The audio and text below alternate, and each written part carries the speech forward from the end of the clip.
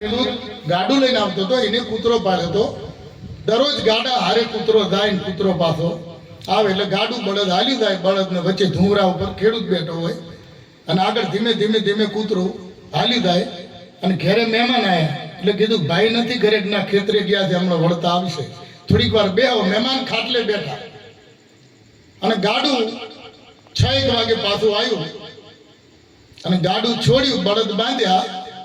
ઓલું ખડકીની અંદર કૂતરું ગયું, શબ્દોને પકડજો, અને કૂતરું પડી ગયું અને ચક્કર ખાઈ ગયું, થાકી ગયો ને એવું થઈ ગયું.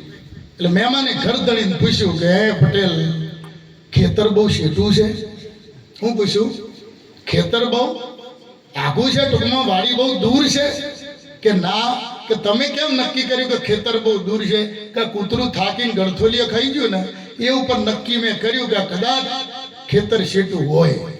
એટલે ગરધણીએ મહેમાનને જવાબ દીધો કે ના, ખેતર તો બહુ ટુકડું છે, પણ આ કૂતરાને અને બળદનું અંતર હરખું છે. બળદ નથી થાક્યા, ભાર તાણે છે તો બળદ થાક્યા, એવા ફ્રેશ છે ટૂંકમાં.